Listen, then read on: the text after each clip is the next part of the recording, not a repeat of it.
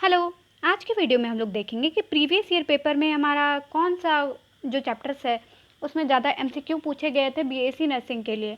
तो उसी चैप्टर्स के रिलेटेड हम लोग इम्पॉर्टेंट एमसीक्यू करेंगे एंड उसी चैप्टर से रिलेटेड हम लोग प्रैक्टिस करेंगे।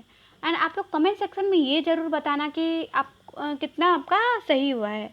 तो देन मेरे चैनल को लाइक करें एंड सब्सक्राइब करें। फर्स्ट ऑफ ऑल मैंने सारे प्रीवियस ईयर अपलोड कर दिया है अपने चैनल पे। तो आपको प्रीवियस ईयर देखना हो तो प्लीज़ प्रीवियस ईयर आप लोग चैनल से देख लें। एंड उसके बाद अगर आपको डेली प्रैक्टिस के लिए क्वेश्चन पेपर चाहिए कि कैसा कैसा क्वेश्चंस आते हैं हमारे बीएससी नर्सिंग एग्जाम के लिए, तो प्लीज़ मेरे चैनल को लाइक करें एंड सब्सक्राइब करें। तो फर्स्ट है हमारा double fertilisation is the characteristic feature of. तो डबल फर्टिलाइजेशन किसका कैरेक्टरिस्टिक फीचर है? तो हमारा एंजियोस्पर्म का कैरेक्टरिस्टिक फीचर्स है डबल फर्टिलाइजेशन। तो देन हम लोग का आएगा second question, the endosperm in the angiosperm is formed by. जो इंडोस्पर्म होता है एंजियोस्पर्म का कब फॉर्म होता है? तो ये हमारा फॉर्म होता है सी ट्रिपल फ्यूजन टाइम। तो then which structure is the flower develops into the fruit. मतलब फ्लावर का कौन सा स्ट्रक्चर होता है जो फ्रूट में डेवलप्ड होता है? तो हमारा होता है कौन सा स्ट्रक्चर? ओवरी। देन प्लीज़ आप लोग ये बता देना कि आपके लिए ये उपयोग में आ रहा है, मतलब आपके लिए इम्पॉर्टेंट है ये सीरीज़ या नहीं तो मैं सीरीज़ बंद कर दूँगी। क्योंकि अगर आप लोग को इम्पॉर्टेंट है तो आप लोग कमेंट सेक्शन में बता देना बस कि हाँ मैम, आप हाँ दीदी या मैम जो भी है, तो आप बनाओ इम्पॉर्टेंट क्वेश्चन। तो मैं इम्पॉर्टेंट क्वेश्चन ज़रूर बना दूँगी। एंड ये ज़रूर बता देना कि मैं इम्पॉर्टेंट क्वेश्चन चैप्टर वाइज बताऊँ या मिक्सअप करके हर चैप्टर का मिक्सअप करके बनाऊँ, प्लीज़ बता देना। ये कम से कम ये ज़रूर बता देना कि इम्पॉर्टेंट क्वेश्चन मैं मिक्स करके बनाऊँ या हर एक चैप्टर वाइज बताऊँ आप लोग को, जो जो चैप्टर इम्पॉर्टेंट है। Microspore are produce from microspores are produce from microspore mother cells by. किस प्रोसेस से होता है?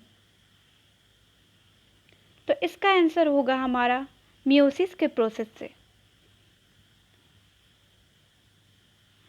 वो मियोसिस वाला प्रोसेस पता है ना, कि जब पेरेंट से डिवाइड होके 4 डॉटर सेल में कन्वर्ट हो जाता है, तो ये मियोसिस के प्रोसेस से बनता है।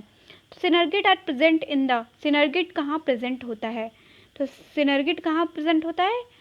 एग एपरेटस के पास।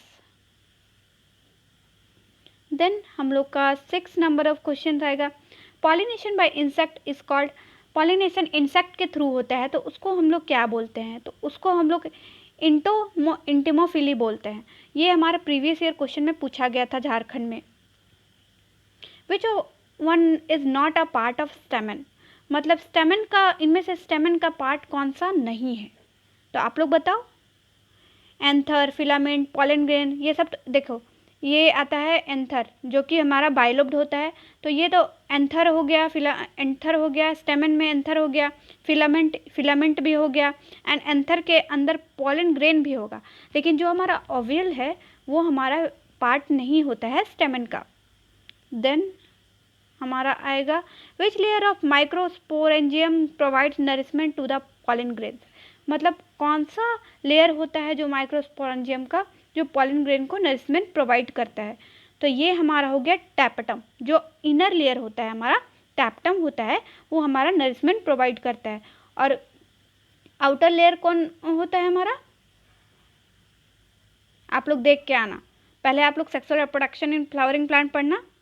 इनर लेयर होता है हमारा टैपेटम एंड आउटर लेयर कौन होता है? आप लोग देख के आना, उसको क्या बोलते हैं? इनमें से एक ऑप्शन आउटर लेयर का है, इतना तो हिंट मैं दे दूंगी। 9, the function of the filiform apparatus। तो फिलीफॉर्म apparatus का फंक्शन क्या होता है? To guide the pollen tube. Pollen tube को गाइड करना उसका फिलीफॉर्म apparatus का फंक्शन होता है। Which is the male gametophyte in angiosperm. मतलब एंजियोस्पर्म में कौन सा होता है जो मेल गैमेटोफाइट होता है? तो क्या होता है हमारा?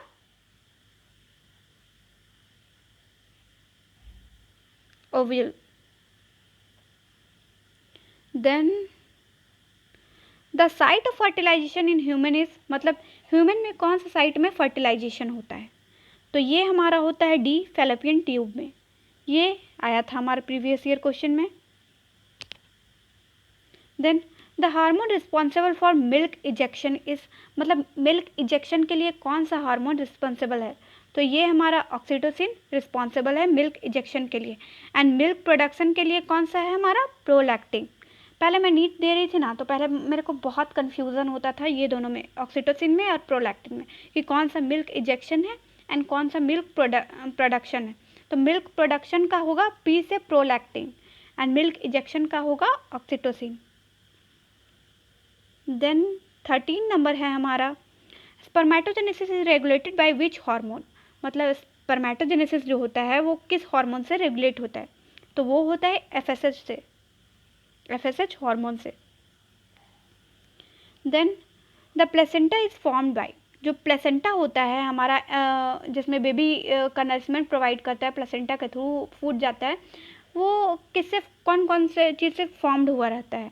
तो ये फॉर्म्ड हुआ रहता है इंडोमेट्रियम से एंड क्रोनियन से। जो इंडोमेट्रियम हमारा लेयर है, जो इससे मेंस्ट्रुअल साइकिल होता है, वो वाला लेयर से बना होता है। The acrosome of the sperm contents, जो एक्रोसोम होता है स्पर्म में, जो ऊपर वाला लेयर होता है एक्रोसोम, स्पर्म का फ्रंट वाला, जो ऐसे स्पर्म होता है उसका फ्रंट वाला एक्रोसोम होता है, वो लेयर क्या क्या कंटेन करता है? तो 15 नंबर का होगा हमारा एंजाइम्स कंटेन करता है वो। देन हमारा the corpus luteum is, corpus luteum क्या है? देखिए मेंस्ट्रुअल साइकिल से बहुत सारे क्वेश्चन आते हैं, प्लीज़ आप इसमें इस टॉपिक में ध्यान दे के जाना, पढ़ के जाना। मेंस्ट्रुअल साइकिल क्या होता है? Ruptured Graafian follicle. देखो मैं ये नहीं बोलूँगी कि मेरे ही क्वेश्चन से मैं फेंकने वाला काम नहीं करूँगी कि मेरे ही क्वेश्चन से पढ़ लो, आपके 100 मतलब 50 बायो में 50 से 50 मार्क्स आएंगे। ऐसे ही क्वेश्चन आते हैं, मैं ये बता सकती हूँ। आप लोग पढ़ो चैप्टर एंड यहाँ आके आप लोग रिवीजन करो एंड नीचे बताओ कि हाँ इतने में 30 में मेरा 25 सही हुआ, 30 में मेरा 29 सही हुआ, ये आप लोग बताओ मेरे को। The period of rapid fetal growth occurs in, तो ये हमारा होगा 3rd ट्राइमेस्टर में। Menstrual cycle does not occur in, menstrual cycle इनमें से किसमें ऑकर्स नहीं होता है? तो ह्यूमन फीमेल में तो मेंस्ट्रुअल साइकिल होता है, चिंपैंजीज में भी होता है, फिर गोरिल्ला में भी होता है, तो किसमें नहीं होता है? हमारा काऊ में मेंस्ट्रुअल साइकिल नहीं होता है। देन हमारा 19 नंबर ऑफ क्वेश्चन आएगा, the organ that connects fetus through placenta is, मतलब फीटस और प्लेसेंटा को कौन सा ऑर्गन कनेक्ट करता है? तो वो हमारा आ गया अम्बिलिकल कॉर्ड।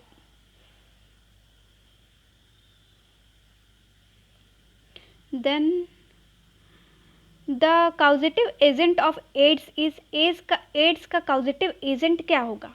तो ये होगा हमारा HIV। एंड HIV का आप लोग फुल फॉर्म खोज के आना पहले एंड कमेंट सेक्शन में बताना कि HIV का फुल फॉर्म क्या होता है। Malaria is transmitted by, malaria किससे ट्रांसमिट होता है?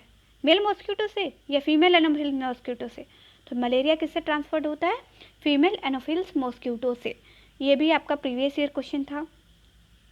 मैं प्रीवियस ईयर सारे क्वेश्चन प्रोवाइड कर दी हूँ, और भी डालूंगी आगे चल के, और भी प्रीवियस ईयर भी बताते जाऊँगी एंड इंपॉर्टेंट क्वेश्चन भी बनाते जाऊँगी। इसलिए मेरे चैनल को लाइक करें एंड सब्सक्राइब करें। पहला बात यह है कि मैं इतना मेहनत कर रही हूँ तो आप लोगों के लिए कर रही हूँ। अगर कुछ भी आप लोग को ज़रूरी हो, मतलब आप लोग को लगे कि मैम ये प्रोवाइड कीजिए या कुछ भी लगे, तो प्लीज़ आप लोग कमेंट सेक्शन में बोलो, तो मैं रिप्लाई ज़रूर करूँगी। तो immunisation is the method to, immunisation क्या मेथड है हमारा? डेवलप्ड रेजिस्टेंस का। देन आएगा मेरा 24 question, the substance which provide passive immunity is, passive immunity कौन प्रोवाइड करता है? कौन सा सब्सटेंस? तो वह सीरम। देन हमारा आएगा 25 number question, the cancer causing genes are called, cancer causing genes को क्या बोलते हैं हम लोग? ये कौन नहीं जानता भाई? ऑन्कोजीन्स बोलते हैं हम लोग कैंसर काउजिंग जीन्स को। आप लोग human reproduction, human health and genetics and human health and disease, reproductive health, ये सब चैप्टर प्लीज़ करके जाना। The antibody is responsible for allergic reaction, मतलब एलर्जिक रिएक्शन के लिए कौन से एंटीबॉडी रिस्पॉन्सिबल है? तो ई से एलर्जी, मैंने इस टाइम नीट के टाइम ऐसे ही याद किया था, ई से allergy, IgE। Then which disease is cause by plasmodium. तो प्लाज्मोडियम कौन सा डिजीज काउज करता है बताओ, ये भी एनसीईआरटी से है टोटली। मलेरिया, ये भी हमारा प्रीवियस ईयर क्वेश्चन आ चुका था। एंड टाइफाइड क्या होता है, सल्मोनेला टाइफी से। B cells are responsible for, B cells responsible किस चीज लिए होता है, तो बी सेल रिस्पॉन्सिबल होता है प्रोड्यूसिंग एंटीबॉडीज के लिए। Then one of the symptoms of asthma is, तो अस्थमा का सिम्टम्स क्या है हमारा, विजिंग। देन हमारा आ गया 30 नंबर क्वेश्चन, वैक्सीन क्यों प्रोवाइड होता है, तो उसको हम लोग कौन सा इम्यूनिटी बोलते हैं, तो आर्टिफिशियल पैसिव इम्यूनिटी हम लोग इसको बोलते हैं। एंड प्लीज़ आप लोग ये कमेंट ज़रूर कर देना कि ये सीरीज़ आप लोग के लिए बेनिफिशियल है या नहीं है। झारखंड बीएससी नर्सिंग के लिए मैं प्रोवाइड कर रही हूँ, प्लीज़ आप लोग बता दीजिएगा। आप लोग लाइक करो, सब्सक्राइब करो, नहीं करो इससे मतलब नहीं है। आप लोग को ये सीरीज़ बेनिफिशियल हो रहा है कि नहीं हो रहा है, या क्या मैं बनाऊँ जो आपको बेनिफिट हो, तो वो प्लीज़ कमेंट सेक्शन में कमेंट करें। Thank you.